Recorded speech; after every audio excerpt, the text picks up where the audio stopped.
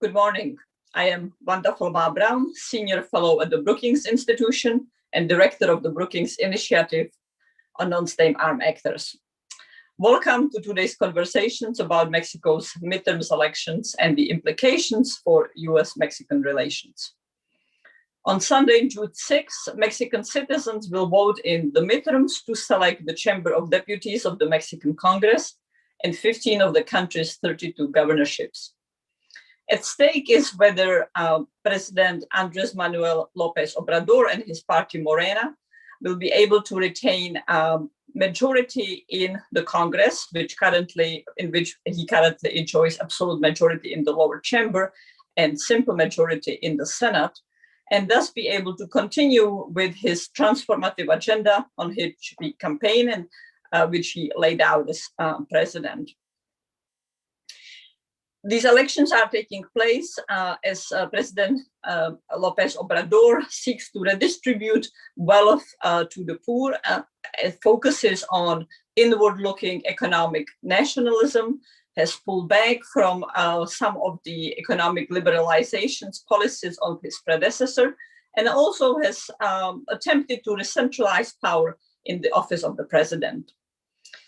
For him, this is all part of the fourth revolution of the transformation of Mexico's institutions to eliminate, to reduce what he calls the power of the mafia, or the mafia of the power, the institutional, economic, political establishment, and empower poorer segments of Mexican societies. Critics, however, worry that what we are witnessing in Mexico is weakening of checks and balances. President López Obrador has repeatedly criticized a variety of institutions and civil society actors in Mexico, including independent media, universities. He has also threatened institutions such as the Transparency Institute, the National Electoral Institute, and has adopted a whole variety of changes regarding the Mexican judiciary and independent branch of power in Mexico, including recently extended the power of the president of the Mexican Supreme Court, who is also the head of the Federal Judicial Council that sets careers, advancements, and direction, carries and advancements for Mexican judges and direction for Mexican judiciary. So a very powerful, important institution. Meanwhile, the Mexican economy is facing critical changes, suffering from the greatest economic downturn in decades. The government's response to the COVID-19 has been more hands-off, described by some as meek and inadequate. And of course, criminal violence in Mexico continues unabated at extraordinarily debilitating levels. We have a fantastic set of speakers today to discuss these issues with us. I am delighted that we are joined by Dr. Lorena Becerra, a political analyst and head of the public opinion research for one of Mexico's leading newspapers, La Reforma. She has 2 decades of experience in researching public opinions, both in the private and public sectors in Mexico, including in the office of the presidency of President Felipe Calderón. And Dr. Becerra also has been an editorial writer in La Reforma, Animal Político, and other newspapers and magazines in Mexico. We are also joined by Dr. Pamela Stark, who is the director of the US-Mexico Network and a professor of practice of international relations and public diplomacy at the University of Southern California. Dr. Starr is one of the most renowned analysts of Mexico and US-Mexican relations. She has advised both the US government as well as Mexican government, and frequently participates in vital debates on US-Mexican relations. I'm also delighted to be able to have Ambassador Arturo Sarucán join us today in the debate for many reasons, in the discussions for many reasons, including because Ambassador Sarucán is a non-resident senior fellow at Brookings. He is the president of Sarucán and Associates, and was Mexican ambassador to the United States. He holds a variety of other positions, such as associate fellow at Chatham House and distinguished visiting scholar at the University of Southern California and Annenberg Public Diplomacy School, among many others. Ambassador Sarukhan was a career diplomat, having held various positions in the Ministry of Foreign Affairs in Mexico, being a crucial member of the diplomatic team that negotiated NAFTA in 1993, and then also played a key role in the campaign of then candidate Felipe Calderón, and later was appointed ambassador by President Calderón. And finally, it is an enormous pleasure to introduce also Ambassador Earl Anthony Wayne, who is a distinguished diplomat in residence at the American University School of Foreign Service and a public policy fellow at the Woodrow Wilson International Center for Scholars, where he co-chairs its Mexico Institute Advisory Board. He holds many other affiliations. I just want to note that he is also a co-chair on the board of the American Academy of Diplomacy. Ambassador Wayne's distinguished career, like Ambassador Sarukhan's, repletes with numerous awards, included Ambassador Wayne's appointment as ambassador to Argentina, as Deputy U.S. Ambassador in Afghanistan, and U.S. Ambassador in Mexico, of course. He was also Assistant Secretary of State for Economic and Business Affairs in the U.S. State Department. And in 2010, the U.S. Senate confirmed him as career ambassador, the highest rank, the highest award a U.S. diplomat can achieve. So an absolutely terrific, extremely knowledgeable team that I am delighted that we will be able to enjoy listening to and engaging with today.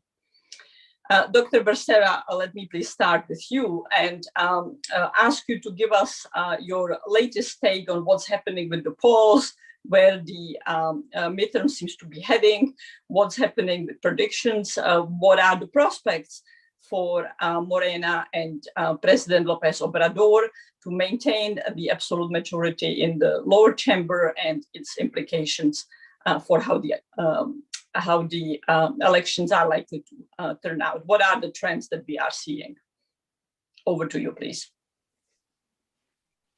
Thank you very much. Hi, Wanda. It's a pleasure to be with such a distinguished panel today. I appreciate the invitation from Brookings Institution and from Wanda.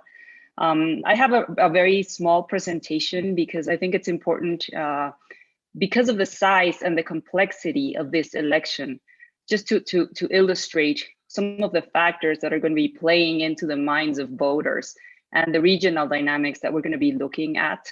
So I'll try to go through it briefly. Can everybody see my screen? Yep, okay.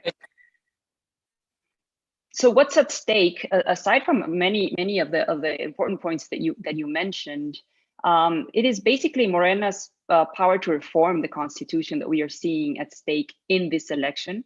Also, the strength of President López Obrador during the second half of his term.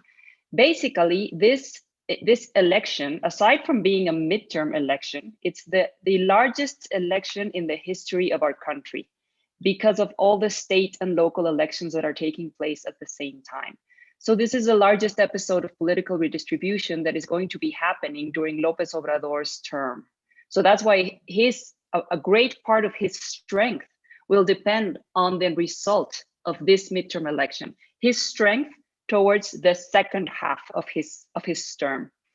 Also, the possibility of the opposition to regain territorial and political strength. As you can remember, in 2018, the traditional party system became practically obliterated with the 53% vote that López Obrador got, and with the huge supermajority that his party and its coalition obtained in the lower chamber. So this is a possibility for the opposition to start gaining traction again, and this towards the 2024 presidential election. As many of us know, in Mexico, right after the midterm, the president starts becoming sort of a lame duck because everybody starts talking about who's going to be his successor. So this is very important. And the size of this election is just, you mentioned it yourself, it's the renewal of the entire lower chamber of Congress. For the first time, we are seeing the possibility of re-election. Mexico in history for the congressmen. We have to see how that plays out, because congressmen in Mexico are still not that well known by their constituents. They still have not formed that huge base of support. They're still very dependent on their parties. So we have to see whether they start forming these links with their constituents. 15 governor races out of 32 states. And some of these states are very huge. And the importance of these states economically and regionally is tremendous, like Nuevo León, like Querétaro, Chihuahua, Sinaloa, Sonora. Some of these states are states where we have seen important threats in terms of insecurity, like Michoacán, for instance, where the narco has displayed itself for decades now. So these are very important elections. We also have 30 local congresses that are going to be elected.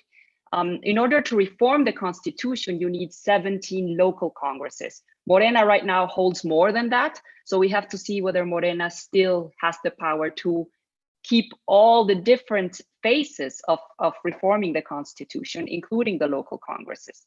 And we have 1,900 municipalities. 30 states are electing their municipal leaders. Only 2 of them are not, which are Durango and Hidalgo. And this is very important for Morena because this is the local most election, the local most segment of government. It's the closest to the elector. The voters know who their municipal president is. They are attentive to this election. And Morena performed very well in 2018 in the municipal elections. So that's why all of this is important. So what we're seeing is a tension between federal and local variables.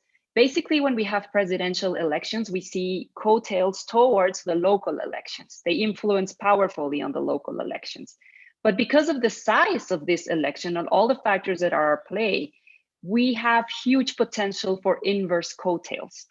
And some of the reasons that we can think about this is, first of all, López Obrador is not going to be on the ballot like he was in 2018.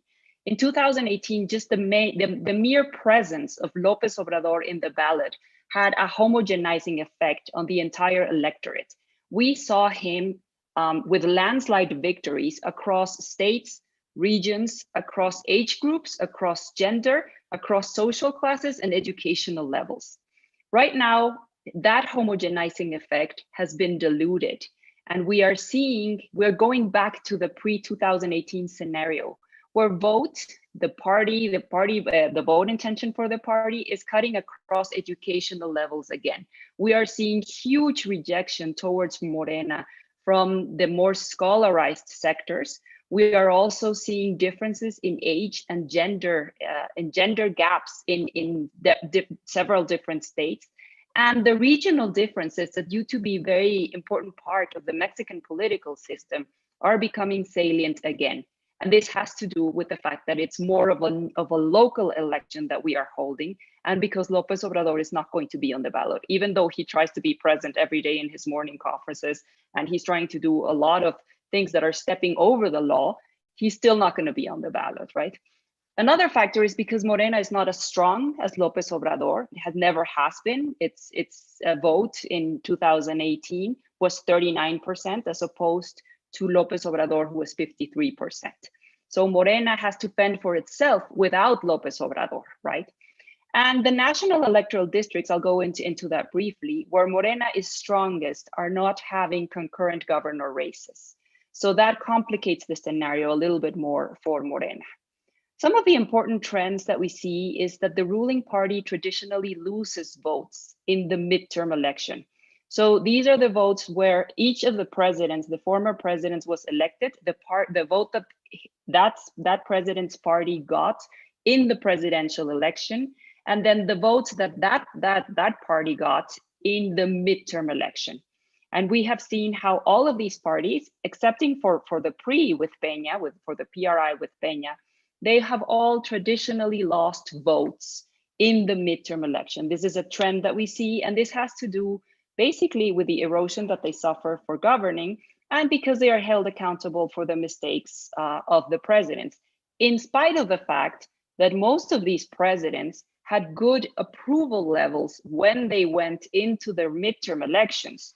Actually, López Obrador's approval rate today, which is around 60 to 63%, is not historically salient. It's not an outlier. It was similar to the approval levels of Calderón and Fox in their midterm elections. They both lost their midterm elections, and Peña Nieto, who had like around 29 to 30% approval rating during his midterm election, didn't perform that badly. And that was precisely because of the local movement that we saw with the PRI the governors and the alliances that they formed with the Green Party. So there is no guarantee that the approval level of López Obrador is going to translate into Morena votes. And this approval level is not any outlier historically in a historical perspective. Another thing that we have to keep in mind is that 2018 was an exceptional race. Morena and its allies, so the country is divided in 300 districts. Morena and its allies won 218 out of those 300 districts and 43.5% of the national vote. This was something that we hadn't seen before the PRI, the hegemonic era of the PRI. This was huge. And the rules of overrepresentation resulted in that supermajority, right? In order for a party to have 50% plus one of the lower chamber, they need 42.2% of the national vote, which Morena exceeded with its allies in 2018, and 167 districts. So here Morena has to defend that differential, 51 districts, right? It has to defend in the entire country, which in my opinion proves very complicated because of what I'll go into next.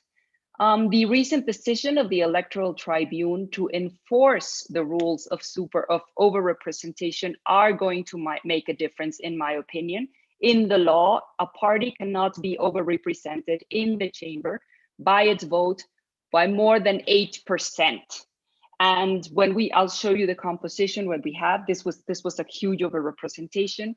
If these rules are enforced, as the Electoral Tribune decided a couple of weeks ago, then Morena is also facing some trouble.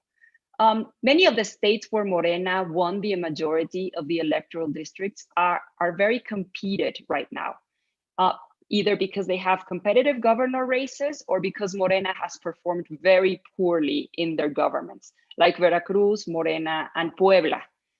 So we expect some vote of punishment in those states. There's also a natural tendency in Mexico for increased turnover at the municipal level.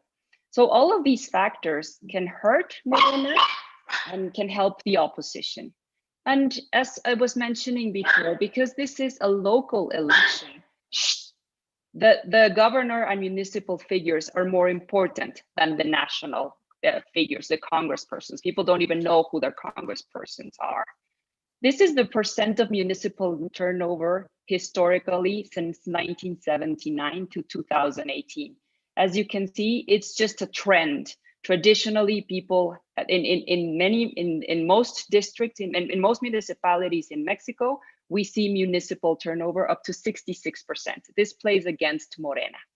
The PAN and the PRI have also defended their turfs in their post-2018 local elections. We have seen them performing fairly well, like Tamaulipas, Coahuila, Hidalgo, Aguascalientes, and they have maintained their electoral machineries. We are seeing those machineries in action today. The three new parties that are looking for registry are drawing votes from Morena, most of them. And the determinants of vote in Mexico also play against Morena, which are basically the issues that the people focus on, which are economy, security, health and COVID have become recent issues. And the president is poorly evaluated in all of these issues.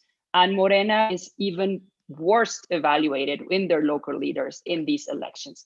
This is just a historical trend of the issues that the population is concerned about. And as you can see here with López Obrador, we started seeing a very important concern for security. But now we have a concern for security, economy, and COVID. And López Obrador is not well evaluated in these issues. This is just to show you what happened in 2018. Morena got 39% of the vote, and it today holds 51.2% of the seats, just Morena, right? But when we add this coalition, which is the PT and the Partido Encuentro Social, and sometimes the Green Party that is now going in alliance with Morena, that is why it had such a huge overrepresentation after 2018.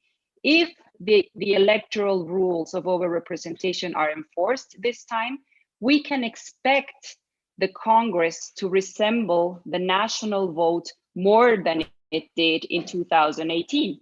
And let's keep in mind right now that the vote intention for Morena is around 39 to 41% at the national level.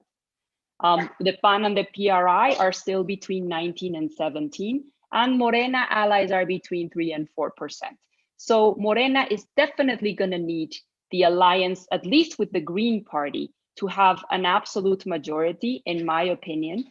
And the constitutional majority is basically close to zero possibilities for Morena, the 2/3 majority in the lower chamber, because of all these factors that we're talking about.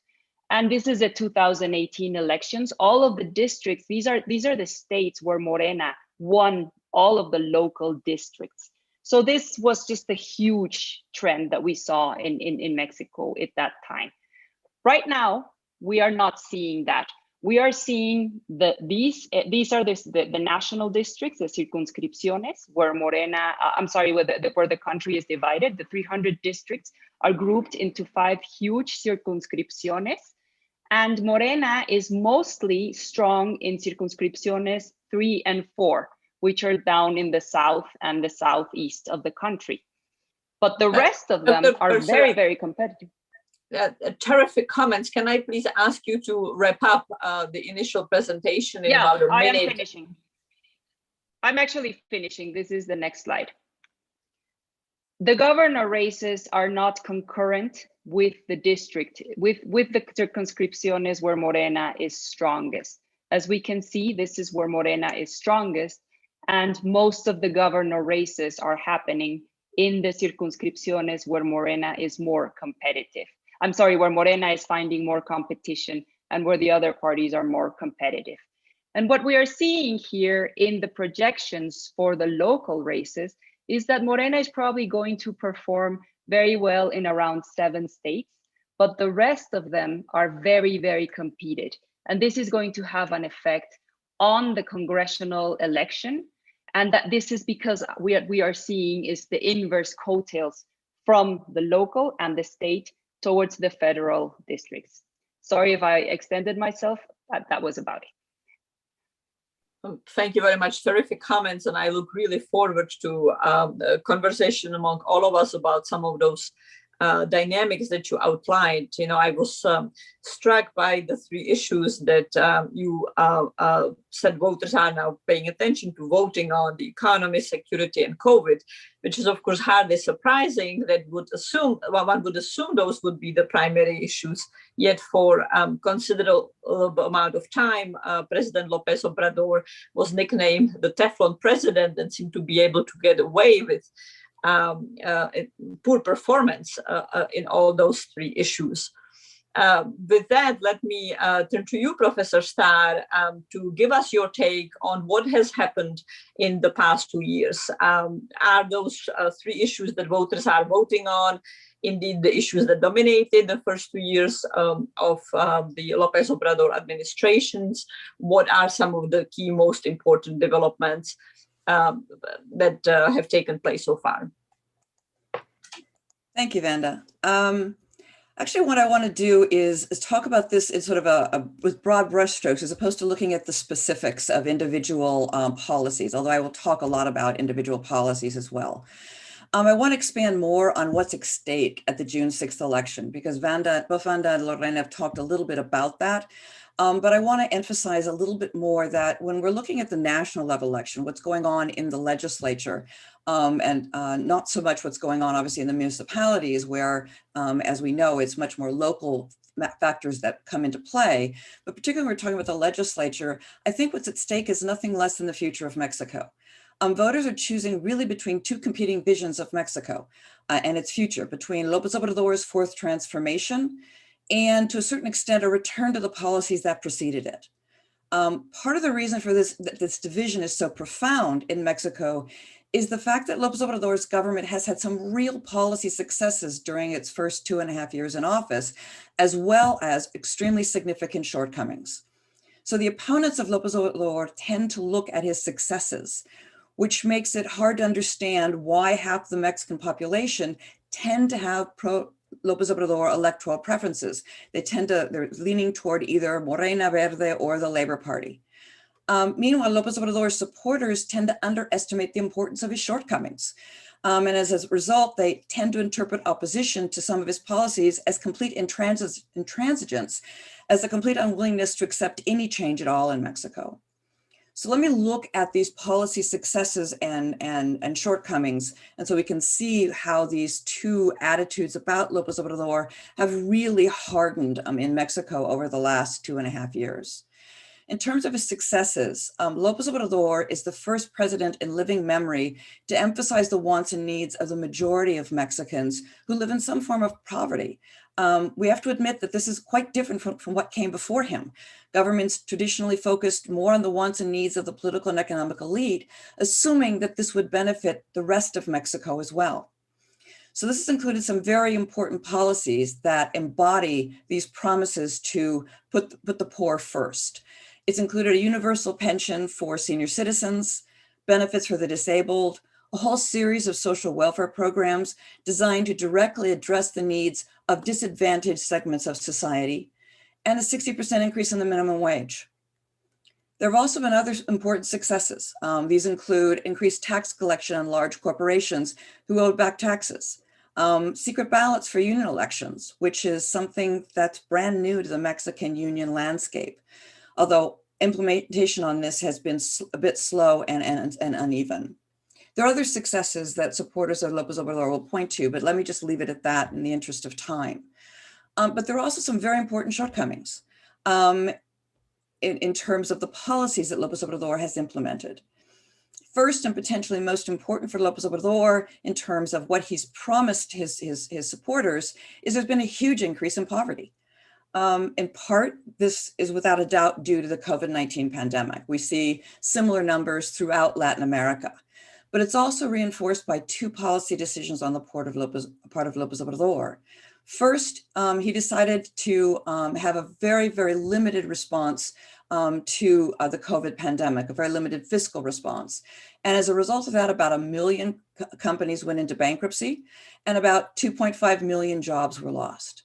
Now, some of those jobs have returned, but estimates are that it will take years for Mexico to recover fully from this crisis and a decade for poverty to return to its 2018 levels. Second, this poor performance in fighting poverty also reflects the dual purpose of López Obrador's social welfare programs.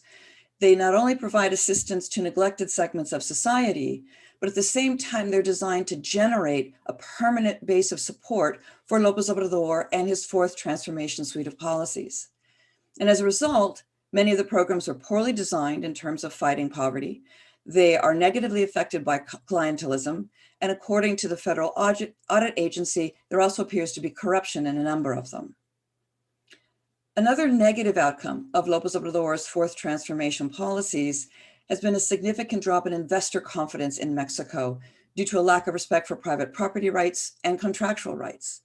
This will inevitably reduce future investment in Mexico, both foreign and domestic investors, and therefore limit future growth. Equally troubling are López Obrador's attacks on key independent institutions of democracy, including but not limited to the National Electoral Institute and the judiciary. Here, the aim seems to be to eliminate obstacles to López Obrador's ability to freely implement his fourth transformation policies. This has translated into aggressive efforts to eliminate the independence of the Electoral Institute and the judiciary, particularly the Supreme Court, it seems he's clearly focused on now. And in the process, he's undermining their role in protecting both democratic practices and democratic governance. López Obrador has also expanded the role of the military in society after having repeatedly promised in the past that he would do just the opposite. They're in civilian construction now, constructing in particular an airport and some rail lines, but they're also operating ports. They now run the customs agency, and they replaced a civilian police force as the lead agency fighting organized crime and violence. And in part for that reason, there's also been an increase in crime and violence and insecurity in Mexico. So there's lots of room for both supporters of López Obrador to point to legitimate advances that have benefited their interests, and for his opponents to point to legitimate failings that have indeed harmed their interest and potentially the long-term growth trajectory and democratic trajectory of Mexico. Which means that the election boils down to, at the national level, do you support or oppose López Obrador? And that's the way López Obrador is reading it. As Lorena correctly noted, this is about his ability to change the Constitution and to thereby be able to more effectively implement his fourth transformation of Mexico. It will be a referendum on the fourth transformation. It will be interpreted in that way. And this is a fact that's reinforced by an opposition campaign that is offering nothing new to voters. They're not offering a competing vision of Mexico, of Mexico's future, but instead, and as a result, implicitly promising to return Mexico to the pre-López Obrador state of affairs. So given these sharp divisions in the Mexican electorate, it's very unlikely the June 6th election alone will be able to resolve this dispute about the future of Mexico. The dispute will continue in the post-election period, in the days, weeks, and potentially months after the election, in the form of widespread challenges to the election results, and after that, in a continuing battle between López Obrador and the opposition to promote or constrain López Obrador's fourth transformation policies. So I'll just leave it at that. Thank you also very much, Professor Starr, for the stellar opener and enormously useful, comprehensive, and nuanced review of the 2 years and what's taken the current elections. And what I heard in your comments was to some extent answers to what many of us were asking when President López Obrador was elected, namely, would he turn out the pragmatist mayor of Mexico City, or would he turn out the radical politician that campaigned on significantly changing the system. And what we have been seeing is far more leaning toward the radical transformation rather than feeling constrained by some of the pragmatist policies that some were assuming he would bring from his experience as the mayor.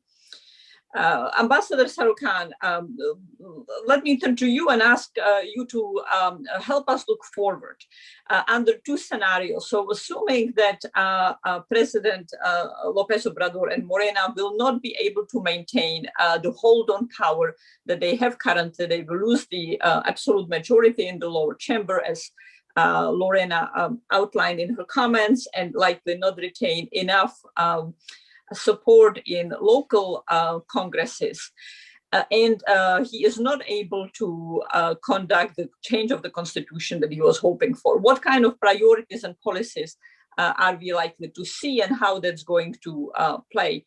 And perhaps you can also entertain the other scenario that miraculously everything will still click into place in the last remaining days, and he will be able to retain enough political power to make those changes. Please, over to you. Thank you, Wanda, and it's a great pleasure to be with dear colleagues and friends discussing a critical moment in Mexico's contemporary history and a defining moment for Mexican democracy and for the Mexico-US relationship going forward, which I will also talk about generally, at least in my opening remarks. Look, I fully agree with Pam when she says that this is a referendum on the fourth transformation and on Morena and on López Obrador. But what's, I think, very telling is that it has become a referendum, not because of the ability of the opposition, which I fully agree is completely uncoordinated, lacks a vision of an alternate vision of the country going forward with concrete policies, with compelling politicians. It's become a referendum because López Obrador has turned it into a referendum himself by inserting himself continuously in the electoral process and using his daily press briefers as sort of the milestones of the narrative regarding the elections. And this in part explains why, you know, the question that so many analysts and the media and think tanks outside of Mexico and even inside Mexico are asking, you know, this Teflon coating that the president appears to have, despite the fact that if you look at the president's personal approval numbers, but then you look at how people are responding, reacting to specific aspects of public policy, as Lorena said, whether it's COVID, public insecurity, the economy and jobs, there's a big gap between the approval numbers that the president has and the approval of his specific policies. And sort of the big question going forward into the midterms was whether that gap, that difference that does exist, would help, at least in some of the local and state races, propel opposition candidates ahead of their Morena competitors. It seems to be happening in certain places, but at the end of the day, the resilience of President López Obrador's numbers is still grounded on what, you know, explains his landslide victory in 2018, which is, and you've studied this a lot, Wanda, and Tony saw it and was there. In many countries around the world, societies, in some societies, people think that corruption happens under the table. In some other countries, citizens believe corruption happens above the table. Well, in 2018, Mexicans believed that corruption in Mexico included the table. And that in many ways explains why there was this sort of fundamental rejection of the statu quo ante, and why, despite the failings, the clear failings of the López Obrador administration on a number of fronts, most saliently, public security, the handling of the pandemic, and the economic and social stimuli to mitigate the effects of the pandemic, why, despite all of this, you're not going to see a full-fledged collapse of Morena's numbers in the midterms. Yes, I fully concur with Lorena. I think that they will lose seats, and that the battle will be in the narrative of the opposition and the president as to what the results mean and imply. The other thing that I think is clear is that regardless of what happens on June 6th, the president is going to double down. Whether he can explain what happened as a victory and a ratification of the premises of the fourth transformation, or whether the opposition can push forward the narrative that voters have punished the president and Morena, I fear that the president is going to double down. You're not going to see more enlightened policies. You're not going to see a U-turn like Maggie Thatcher. The gentleman is not for turning, and I don't think you're going to see him sort of recalibrate a lot of the positions that are creating concerns both in Mexico and beyond, particularly if you look at the potential violations of Mexico's USMCA commitments. And that will be a very, very complex moment going forward, because the president is going to do two things. He's going to start thinking of how he bulletproofs his legacy, and therefore, as Lorena said, you're going to see the lame duck dynamic kick in, I think, pretty early this time around. The jockeying between who in Morena can become the anointed heir to López Obrador. And unfortunately, at least if we use these midterms as a watermark, an opposition which still hasn't figured out what to do and which has still not recovered from the walloping it took in the 2018 midterm elections. So I do think that one of the things that you're going to see, Wanda, is a doubling down on many of the policies of the president. And I said it from the get-go in the 2018 election. I know that especially in a city like this, in Washington and in the US, there was a lot of concern, valid concern, about the direction of the economic policies of the president.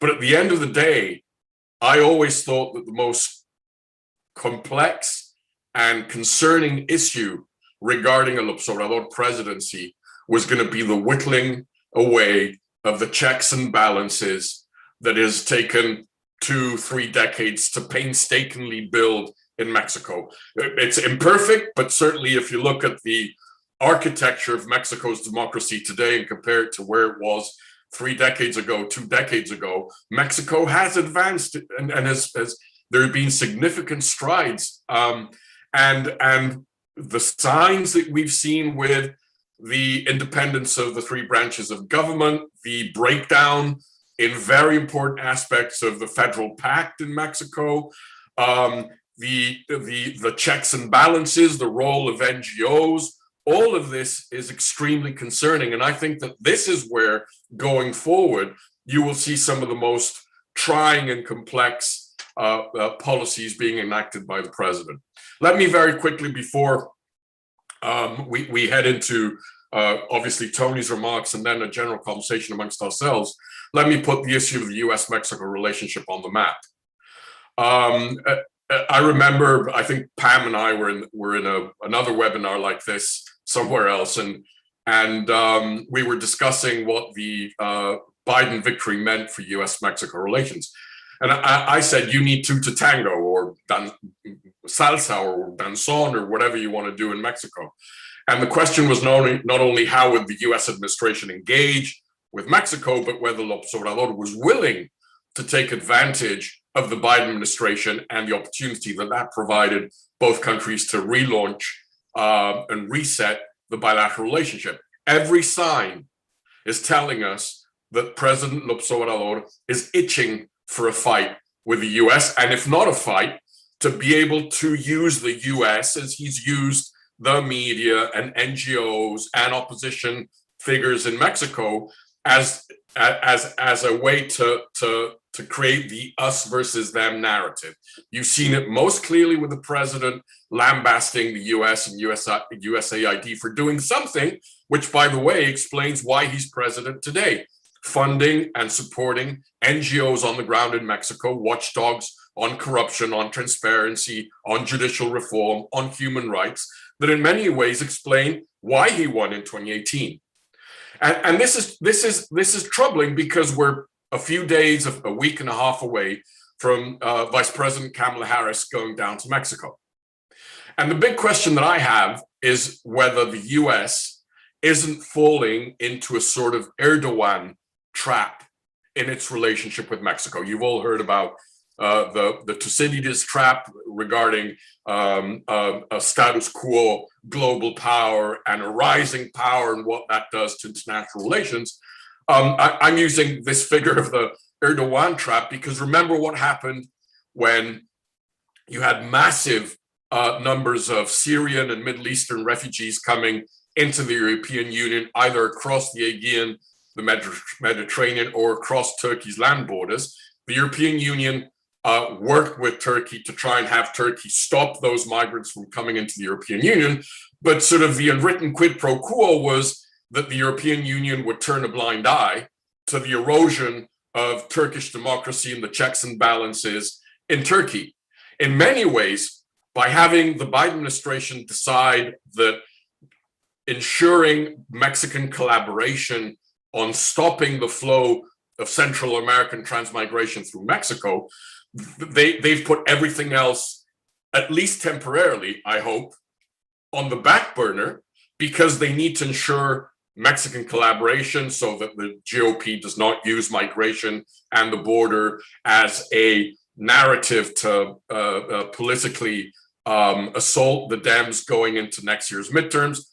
But then all the other issues, with the timid exception of USMCA issues, which as a result of the Free Trade Commission last week have now started to start percolating upwards, it seems that the Biden administration isn't focusing on this erosion of democracy and of independent checks and balances in Mexico. And therefore, the big question is the Biden administration, despite the fact that they're engaging with a very prickly nationalist counterpart in Mexico, and they don't want to trigger that, whether down the road the US wouldn't need to recalibrate how it's engaging Mexico and Mexican society on these issues of the erosion of checks and balances and a strong liberal democracy, which is needed in Mexico. And I'll stop there.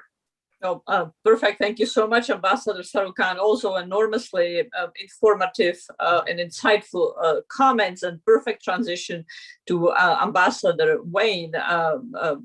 Let me pose to you the Arturo question. Is the Biden administration likely to recalibrate its relationship with Mexico after the midterms? And are we likely going to see an enlargement of the agenda? We have seen quiet engagement at best on issues of security, for example, despite the enormous rupture in the US-Mexico bilateral security cooperation that we have been experiencing in the last few months, but preceding that in a long buildup. Also, Ambassador Sarukhan spoke of a critical moment in the course of Mexican democracy. Professor Starr spoke about referendum on Mexico's future. In your view, Ambassador Wayne, is US foreign policy sufficiently aware of the profound nature of these elections? And to the extent that it is, does it have any capacity to shape it, and should it have any capacity, or should it have any role in shaping that? So over to you, please.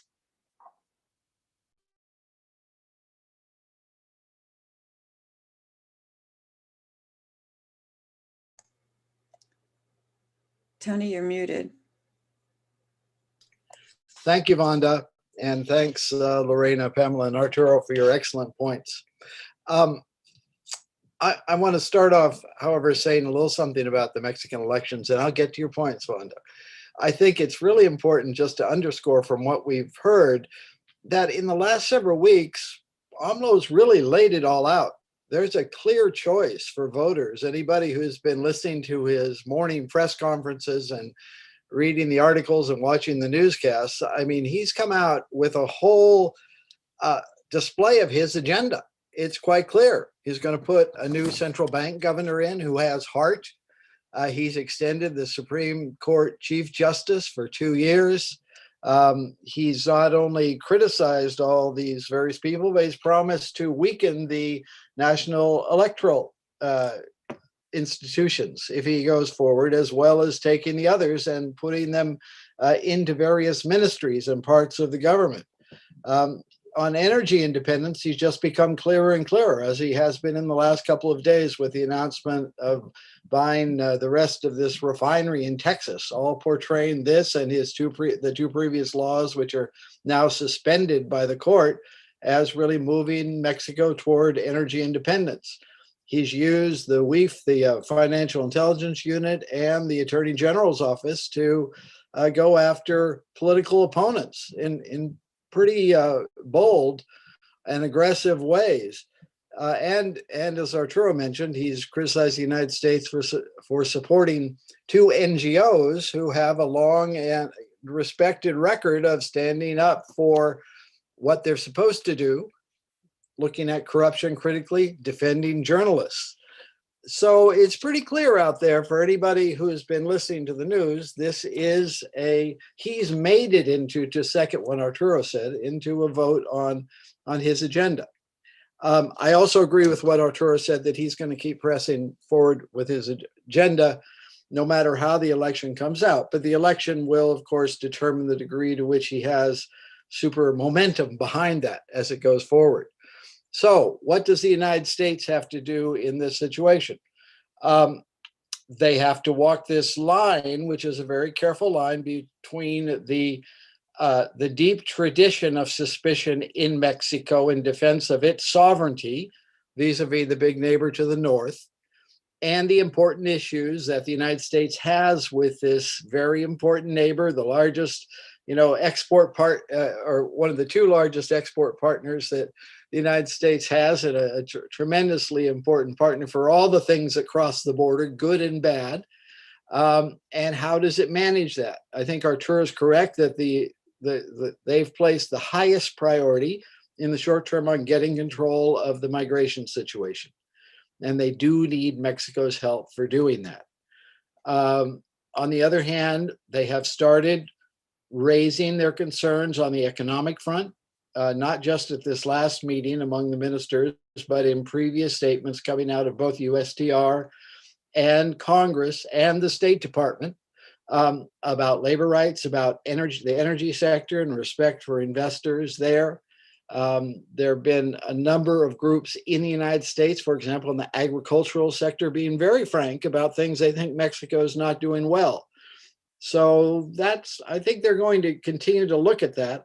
And then on the security front, they did actually just have security consultations 10 days ago, the first in a long time. Now, as Vonda said, that's a really challenging area, and really there's been no progress to speak of. There's been continued cooperation up until about a year ago. It declined, or at the end of last year, it declined significantly. But there has not been any real improvements in that security cooperation in these recent years. So there's a lot to do there. And yes, this is going to take a careful calibration. As we know, by all of us living in Washington, we know the Biden administration has a tremendously full agenda, and they only have a partially full staff. They don't have a lot of people confirmed. They're doing a lot. They are working hard on this part of the world. I think they will get there, and I think that includes being concerned about democracy. This is, after all, one of the themes that Vice President Biden, now President Biden, made clear was really important to him. And he does know Mexico well. He knows its strengths and its weaknesses better than, as Arturo has argued in other fora where we've been together, he knows it better than any other American president. And that is the case. So he'll be looking for a way forward. But I think you're exactly right, and we're exactly right in thinking that this is going to be a really delicate path in going ahead, because you don't want to play into the hand of those people who would like to reach under the bed and pull out that old bogeyman image of the United States of imposing things on Mexico. I think there are enough stakeholders in Mexico and the United States who understand this relationship to help the government develop a more sophisticated effort to work on these issues, but it's going to take a lot of careful diplomacy, and it is going to demand a lot of attention. Part of that we can also see, I think, if we can get it going between the two countries, is recreating the institutions for dialogue that existed previously to help deal with some of these challenges.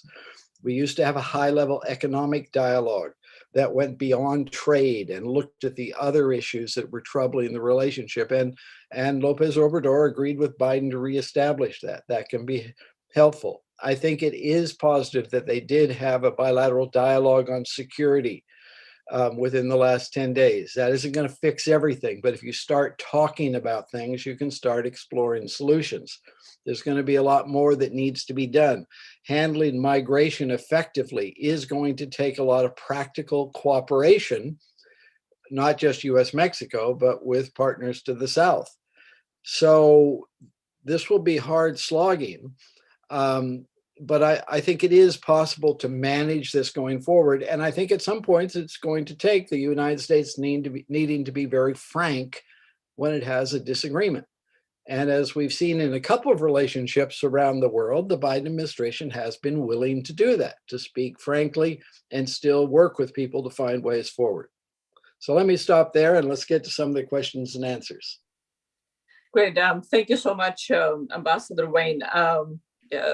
Calibration and careful tap dance, to use to follow up Arturo's dancing metaphor, seems to be the need, the direction in the US-Mexican relationship for the remaining 3 years, and potentially much longer than just that amount of time. And yet the gravity of the issues at stakes only seems to have been rising in the relationship. Let me put 2 questions on the table right now. Lorena, let me start with you and ask you about violence in the elections. Mexican elections are often violent. Often, in the prior elections, we saw 100+ political candidates at all levels of running for offices being assassinated. Sometimes This is linked to criminal groups that are seeking to shape elections. We are seeing that certainly profoundly in the Tierra Caliente, but there is, of course, also a long history in Mexico of assassination of political opponents by their rivals. It's not necessarily linked or exclusively linked to critical groups, to criminal groups. So one question for you, what are we seeing in terms of patterns of violence, voter intimidation, and voter access? And another questions to put right now on the table, and then I'll come back to questions for Tony and Arturo. Pamela, for you. You spoke about the weakness of the traditional parties, pre-PAN and PRD, and really their inability to put something new on the table for voters. Are we at a point in Mexican history where Mexico will follow the pattern of many countries in Latin America of seeing essentially the demise of political parties, and instead elections take place around particular politicians that create temporary political vehicles, but where the strength of parties that has long been characteristic of Mexican elections is going away? And related to that, what will it take for parties like PAN, pre-PRD to start listening to voters and put forth an agenda that simply let's not go back to what it used to be like? So let me start with those two questions, and then I'll go to questions for Arturo and Tony. Thank you, Wanda. Yes, definitely violence is one of the main issues, not only in elections, but for us pollsters to measure the vote intention. It's a great challenge. For instance, in a specific area of Tierra Caliente in Michoacán, we cannot even go in to ask respondents. And we have seen elections being turned around from something that you can, project as a potential winner just by the activity of criminal organizations in those areas, right? We have seen that there's a project winner, a consensus on a projected winner, and that day the activity of the organized crime can actually turn the election around. And this is something that we have to contemplate in several states, obviously Michoacán, Guerrero, Sinaloa, Durango, in a certain part of Sonora, right? So we have to factor that into our measurements. We also see this on election day. Unfortunately, it has become a practice of some parties to motivate, let's say, a criminal activity on the day of the election in order to dissuade voters in sections that are not favorable to them from coming out to vote. So it's just basically, provoking the abstention in those elections. And we have seen that it's more of it's a common practice in certain areas, more rural areas, but we have seen that happen too. And unfortunately, the part about violence towards candidates has really not been under control. We have seen more than 30 candidates assassinated in this process up to date. And this is a terrible news, and it's really just it has an effect on voters in terms of punishing the incumbent, but it also has an effect of not turning out to vote that day. So I don't think it's going to have the effect at the nationwide level, but we are going to see it in specific areas of this country and specific areas of some states. Can I just very quickly a two-finger on this, Wanda? Sure, please. Just to underscore that these 32 candidates that Lorena mentions are 32 of 58 politicians who've been murdered since the election formally kicked off in September of last year, and it's going to become, after the 2018 election, the second most violent election in terms of deaths of candidates and politicians in Mexico's history. So that's something that we have to keep our eye on. Thanks. To you about political parties. Sure. That's a $64,000 question, Wanda. I could actually say a $64 million question. It's a tough one because we're seeing, I would argue, contradictory trends in Mexico. You're seeing the trend where these traditional opposition parties, or the traditional parties of Mexico, not even opposition parties, the PAN, the PRI, and the PRD, have all been unable to deal with the drubbing they took in 2018 and to find a way to communicate and talk with voters. And part of this is because Mexican politicians have never really communicated with voters. They've never had to. The Mexican political system was always one in which your next position in politics was determined by your party, not by your constituents.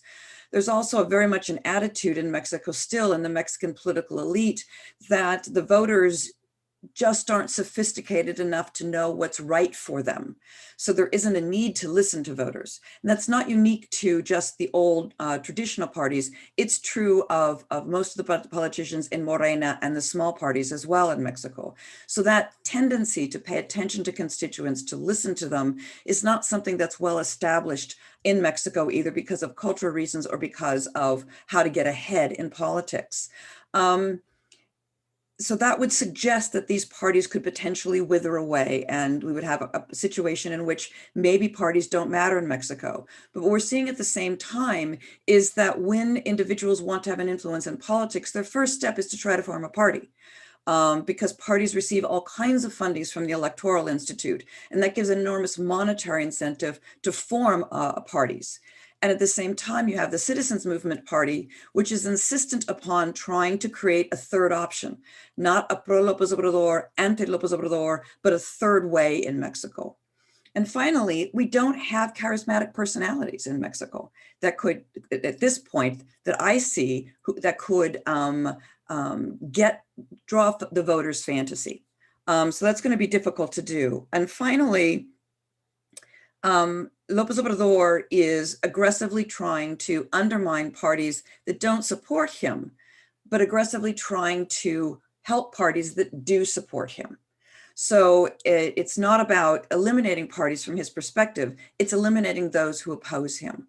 So sort of a complex milieu that will makes it difficult to determine what is the future of political parties in Mexico, but one in which politicians have never really listened to voters, and they still don't really have a great incentive to listen to voters.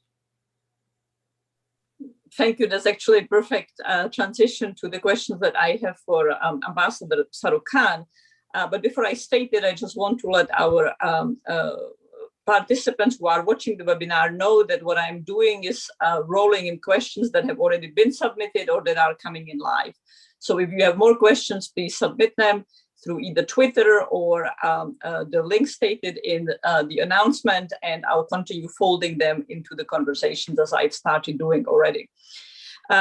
So Arturo, Lorena in the beginning spoke about that this is the first time that Mexican politicians can be reelected, a major new experience. And the change in the system was that hopefully was motivated by the belief or by the hope that politicians would then start being re-elected and elected on the basis of their performance as opposed to their party affiliation, and they would become more responsive to voters. So the questions to you is, what are the prospects for that? The possibility of re-election has been long seen as the a key mechanism of strengthening accountability.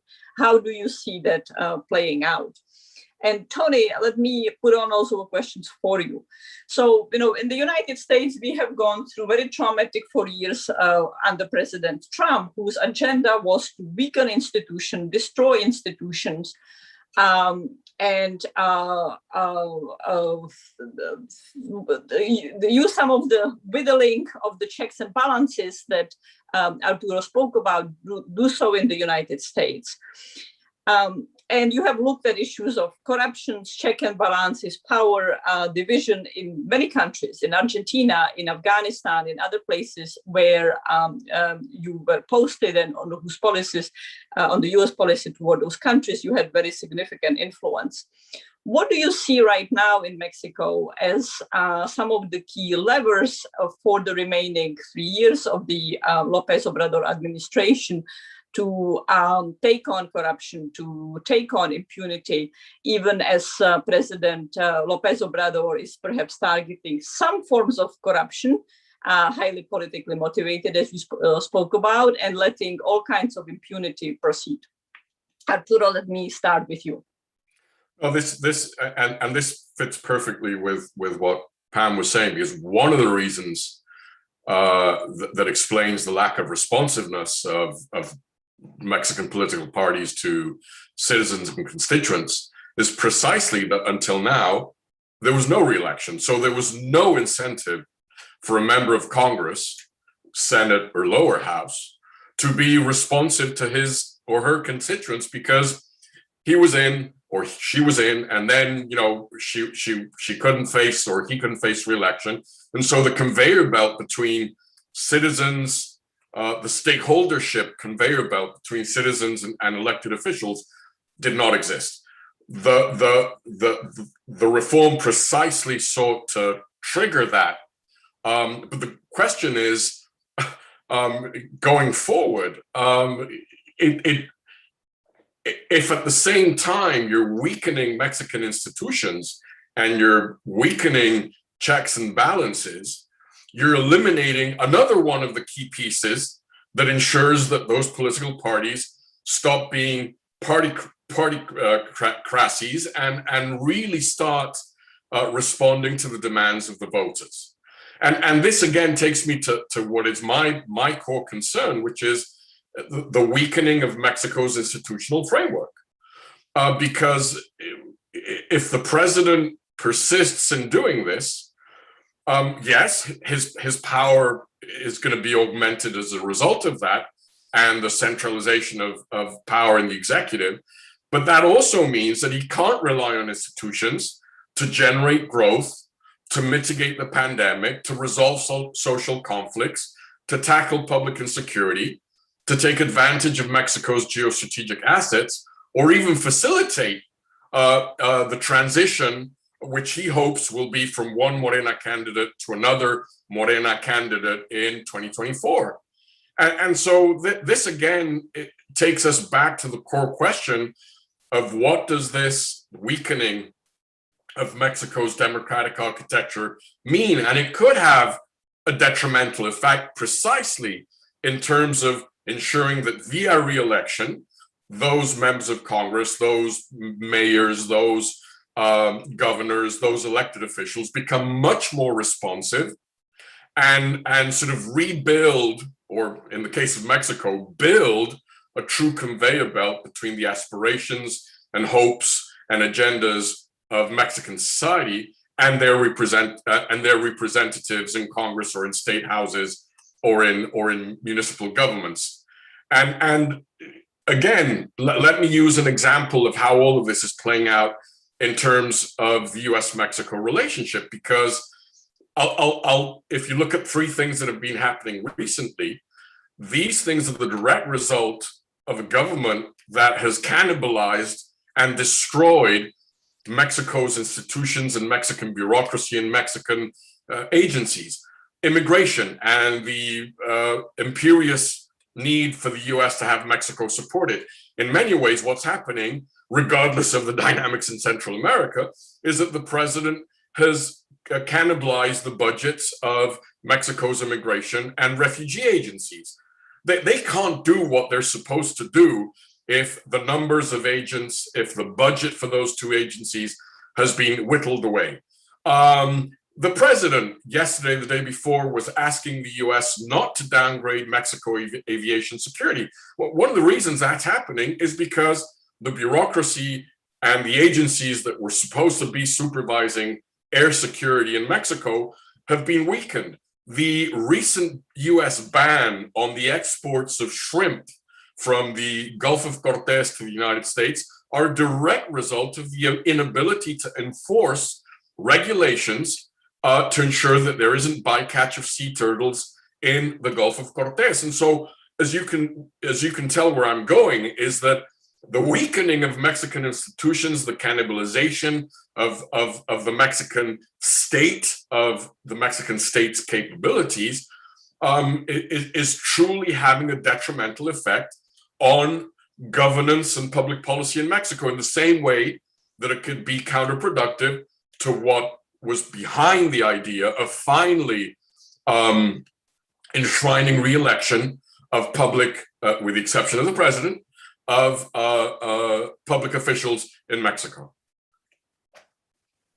Thank you very much. And I must say that I'm delighted that you brought in the issue of shrimp and seafood and far more potentially dramatic embargoes on Mexican fisheries more broadly, heading down from the United States. As a whole set of reviews is underway, emblematic both of some of the environmental policies, problematic environmental policies that López Obrador has taken, but critically the capacity to enforce rule of law. And I would even say that what's really characterized the López Obrador administration is not merely struggle with the capacity, but arguably a lack of willingness to take on politically controversial or significant security issues. So anytime major dramatic brazen security incidents has happened, whether this was attacks against significant government officials or angry Totoaberos, angry poachers of Totoaba, burning down ships of Semar, the response, the directive from the presidency is don't react, don't oppose. Which is an excellent transition to you, Tony, and your reflections, please, on how can Mexico escape the culture and impunity? How can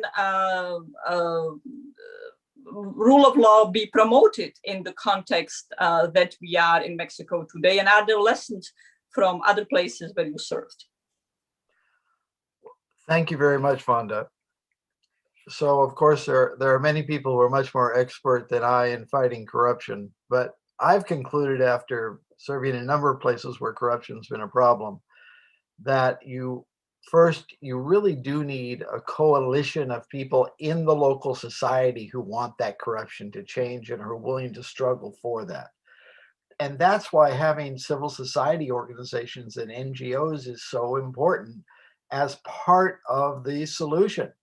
And that's why doing away with them or criticizing them or making them into tame little cute local organizations is not the way to go, even if they criticize governments, wherever they are. And then beyond that, you need business organizations and others willing to struggle for rule of law. And then you do need action by governments. But part of the challenge has been that you need to get this balance right. It is good to have leaders who are willing to push forward anti-corruption agendas and actually press to have cases brought and examined and have convictions against corrupt individuals, but it needs to be done through institutions. If you rely on a savior leader to do these kind of things, it's probably not going to work and probably not going to last. If we just look around the world and look historically, it's where through the sort of the difficult maneuvering within domestic politics in various places where structures have been built and survived, that you have the best systems. And so that's where I agree fully with Arturo here in my worries that by tearing down systems that were already in place in checks and balances, you're just going to make it harder for Mexico to move forward in a democratic fashion.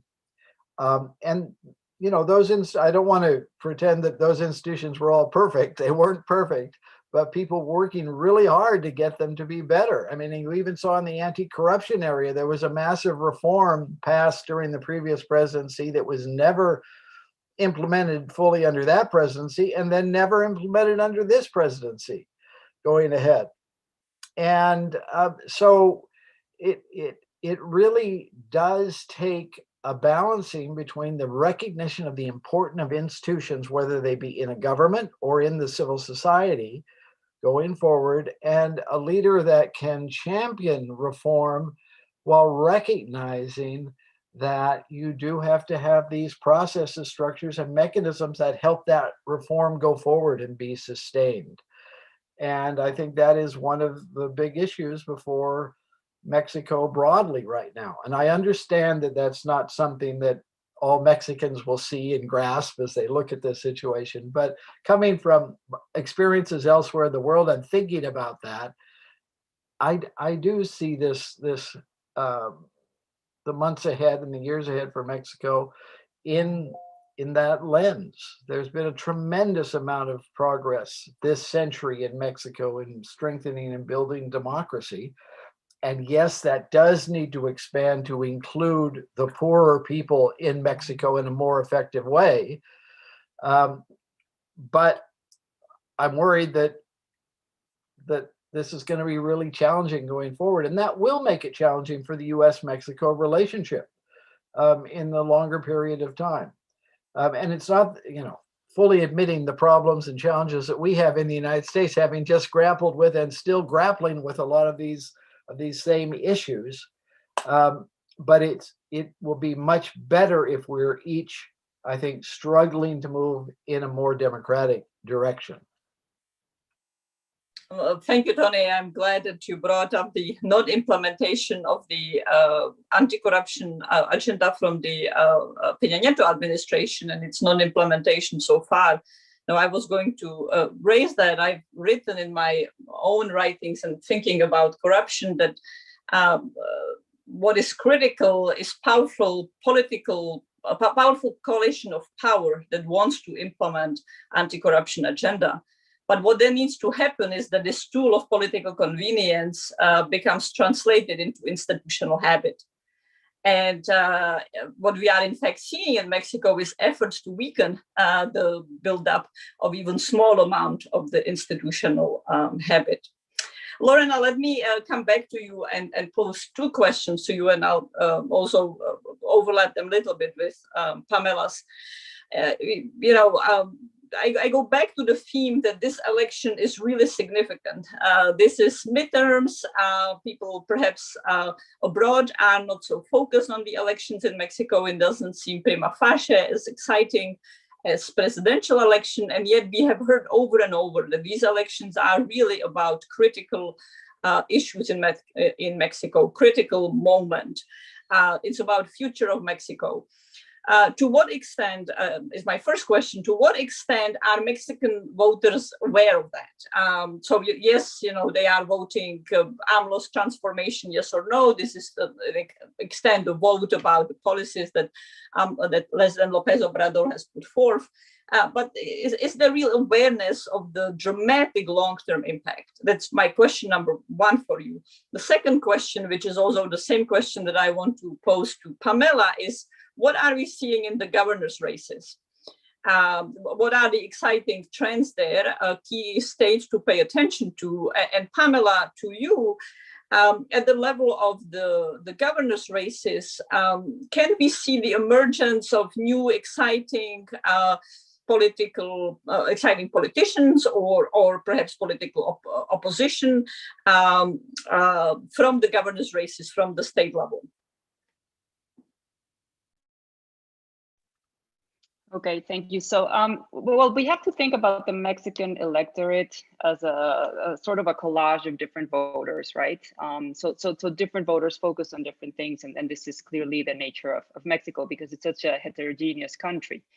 What we have seen, though, is that there is an opposition forming against López Obrador at the national level.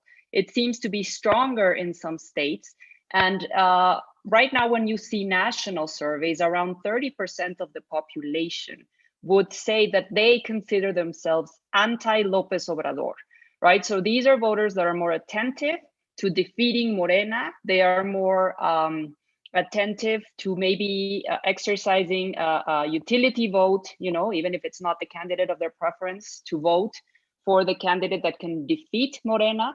And this opposition has doubled over since López Obrador started, right? When he started his term, this was around 12 to 15% of the voters. Now we can estimate it's around 28 to 30% of the voters. So those are the population, those are the voters that are seeing this election as critical.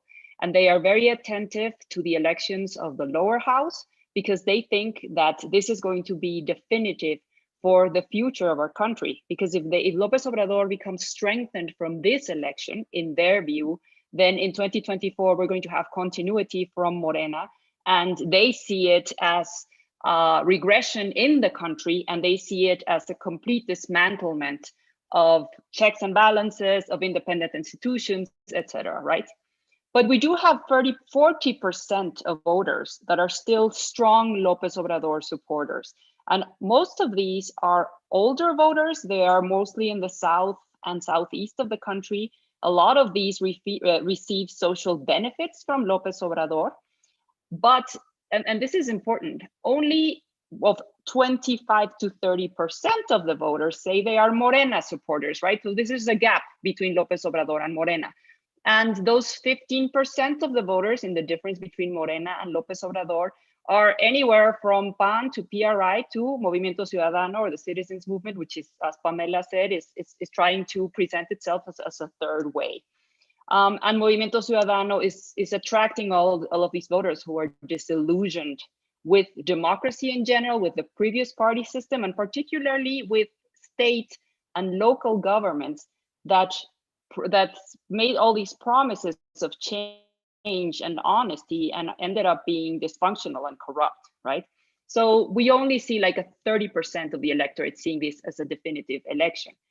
In terms of the state elections, I think when we started this electoral process, many of the pollsters were giving 14 out of the 15 states to Morena, right? Only Querétaro was the one that they were saying that was not going there.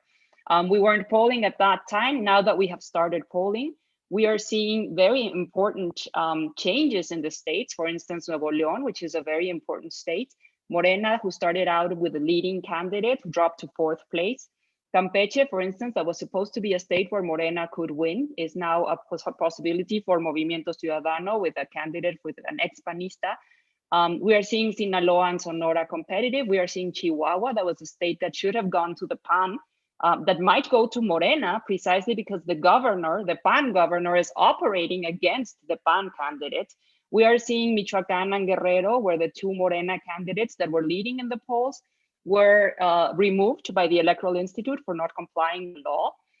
So we are seeing all of these important trends, and then that's why I was underscoring the local factors at play and how much the people pay attention, the voters pay attention to these local dynamics.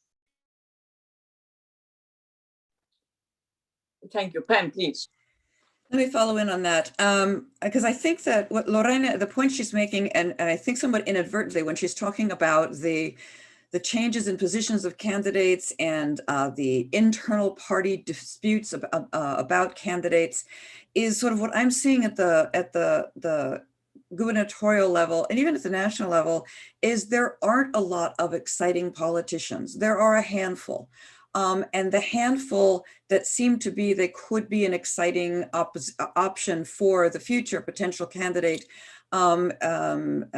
They're, how can I put this? Those that are in the opposition are the targets of López Obrador. He's doing everything he can to try to weaken them. He's focused on Enrique Alfaro in Jalisco, who has been a fairly successful governor despite the security situation for Movimiento Ciudadano.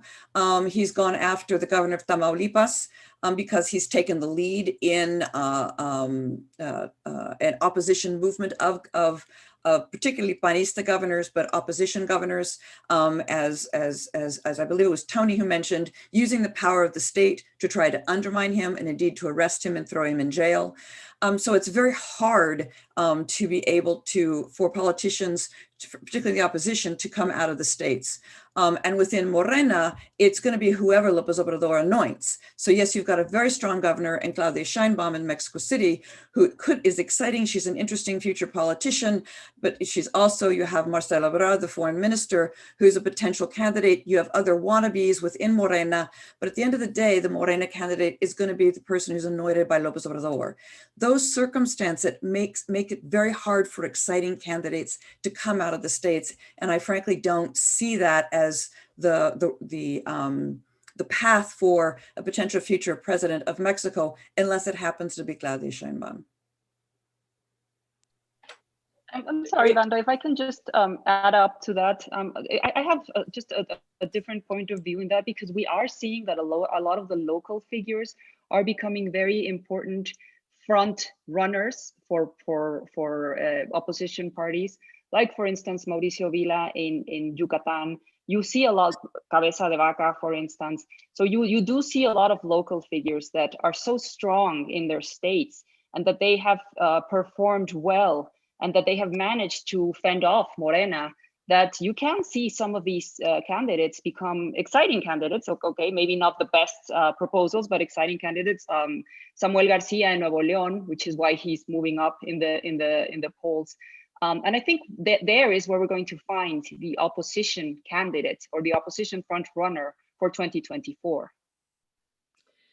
Thank you both for that exchange and those very valuable insights, Pamela and Lorena. We are 5 minutes to closing. Let me ask the last question to our two ambassadors, Ambassador Sarukan and Ambassador Wayne. You manage the US-Mexican relationship, but in your work as ambassador and subsequently, you've also been very engaged in the broader relationship outside of the formal diplomatic channel. The track to the role of the business community, perhaps state-to-state relations, communities that have families on both sides of the border. What do you see as possibilities for some progress in key issues, whether we are talking about corruption, rule of law, easing some of the challenges, expanding the agenda of the bilateral relationship for the next 3 years, for example, or perhaps through the end of the Biden administration. If I can ask both of you to take about 2 minutes on arguably a much more complex question.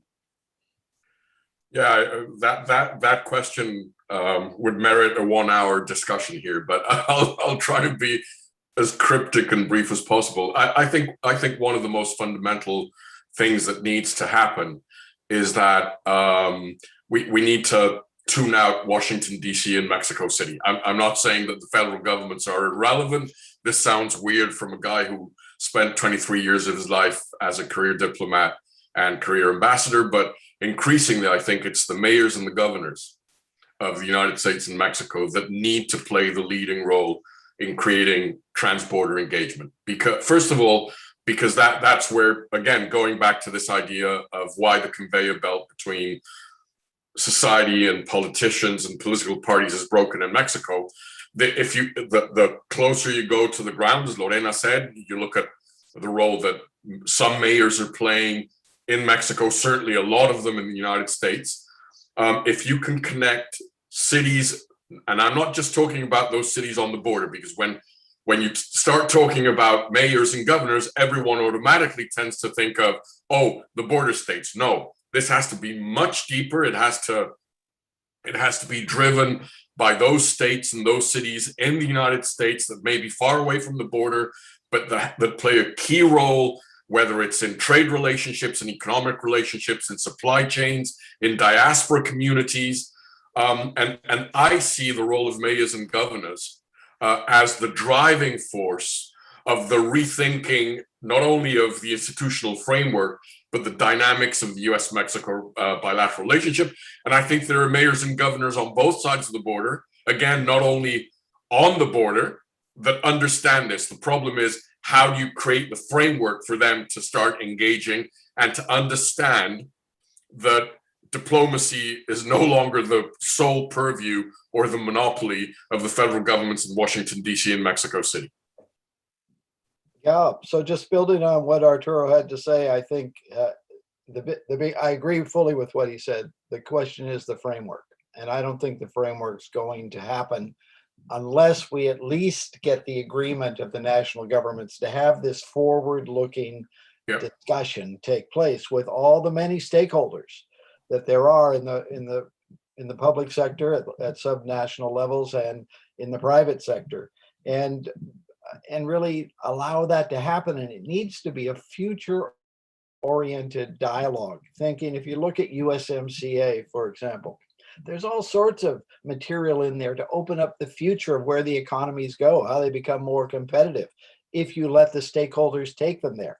Similarly, on migration, we all know that the real solution here is medium and long term, and that means thinking big picture, thinking 5-10 years down the line and start working in that direction. And similarly in security, Vonda, you and I wrote 4 years ago with some others about the need really to reinvent the merit of cooperation. That still needs to happen. It has not happened up until now. And that is touching all of these cities and states that Arturo talks about. Think of all the human suffering on both sides of the border because of this drug trade that's going on. It's just, and all the violence that comes out of it. It's just horrible. So we need to find a way to get these dialogues going, even as the governments are going to be wrestling with managing these relations, and which will be challenging. But beside that, you can have these kind of dialogues looking out, what should we be doing for 1 and 2 and 5 years down the road? And why not get that going? And part of that could also be if we can get this North American leaders meeting set again and start thinking bigger about North America. That might help to get the US and Mexico out of the just US and Mexico look at the short term. So there are a number of things we can do, and I hope we can move forward to do that with help from people on both sides of the border and from our Canadian neighbors. Oh, thank you, Tony. Those are excellent concluding remarks. My own concern about Mexico is one of seeing the weakening of rule of law, the progressive weakening of rule of law, and the destruction of institutions. But I also have similar concern about failure of the agenda to expand the inclusiveness of the economic and political system in Mexico. And the issues that this expansion of the political and economic inclusiveness, the need to take much better care of Mexican poor is a vital agenda that López Obrador put on the table that every Mexican politician and citizen should be concerned about. Although it's very unfortunate, in my view, the way he has chosen to attempt to advance many of those policies that have been very problematic. And one of my fears is that his anti-institutional agenda will succeed, but the substantive agenda will actually fail. And that will also sour other political actors, parties, and politicians to take on the agenda, even as vital as it is. Something that we have seen in the security space, where the failures of policies have led toward apathy and just allowing critical, really intolerable levels of violence that no society, no country should be willing to put up with and should constantly be paying attention to how to get at them. So thank you very much, Ambassador Wayne. Thank you, Ambassador Sarukan, Professor Starr, and Dr. Becerra for your extraordinarily insightful, comprehensive remarks. This has been a terrific conversation from my perspective. As always, I learned a tremendous amount from you. Thank you very much to our audience for joining in today and participating. And I look forward to a further conversation under the rubric of the Initiative on Non-State Armed Actors and other Brookings work. Thank you, Vonda. Thank you. Thank you.